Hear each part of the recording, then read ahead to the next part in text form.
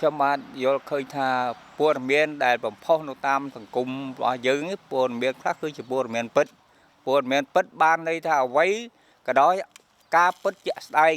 ដែលគេអនុវត្តអញ្ចឹងនិយាយរួមថាប្រជាពលរដ្ឋមើលឃើញជាក់ស្ដែងនឹងភ្នែកអាហ្នឹងបានថាព័ត៌មានពិតពេលខ្លះគាត់ផ្សព្វផ្សាយថាអត់ពិតទៅជាការពិតដើម្បីបំផុសឲ្យផលប្រយោជន៍របស់គាត់ចម្រើនរបស់គាត់វិញឧទាហរណ៍ថាឥឡូវហ្នឹងគេចាប់បានត្រីច្រើនណា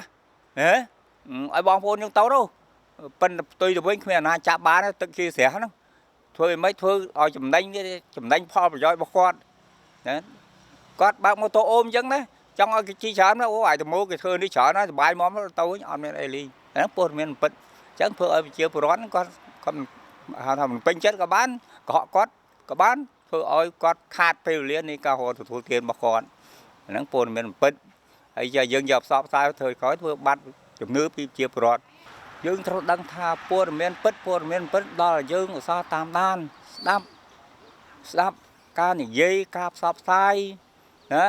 ដូចជាសម្ដេចហ៊ុនសែនសម្ដេចបានលើកឡើងក៏ដោយសម្ដេចបវរធិបតីហ៊ុនម៉ាណែតបានលើកឡើងនេះយើងងល់ងាយយើងស្ដាប់វិទ្យុអត់ដឹងបើអ្នកមិនស្ដាប់និយាយបានមួយខាងស្ដាប់តែមួយខាងអត់ដឹងទេអត់ដឹងអីទេគេថាគេនិយាយត្រូវហើយជឿថាត្រូវហើយប៉ុន្តែការផ្ទុយទៅវិញដល់យើងស្ដាប់ទាំងសងខាងស្ដាប់កន្លែងណាព័ត៌មានពិតយើងដឹងអូអានេះនិយាយពិតទេដូចជាបញ្ហាព្រំដែននេះឃើញទេអ្នកខ្លះនិយាយផ្សេងទៅណានោះមិនដឹងបើយើងស្ដាប់ពិតវាចេះវិញបើផ្ទុយទៅវិញអ្នកផ្សាយពិតទៅអូសទៅឯណានោះមិនដឹងអាហ្នឹងអត់ត្រឹមត្រូវទេធ្វើឲ្យប្រជាពលរដ្ឋហ្នឹងគឺថាអ្នកខ្លះមិនយល់ជឿតាមគេសូមស្ដាប់ចើដល់ប្រជាពលរដ្ឋណា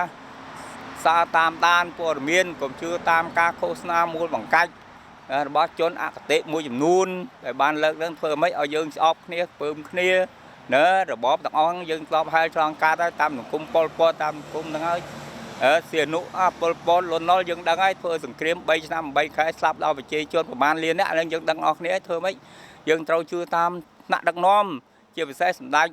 មហាបវរធិបតីហ៊ុនម៉ាណែតក៏ដោយសម្ដេចតេជោហ៊ុនសែនដែលជាមុខដឹកនាំដល់ឆ្នាំដឹកនាំយើងទាំងអស់គ្នាមានរស់រានមានជីវិតរហូតដល់សពថ្ងៃនេះខ្ញុំបាទឈ្មោះលីហួតមេឃុំមុខទឹកមិនគាំទ្រដាច់ខាតនៅព័ត៌មានខ្លាំងខ្លាយ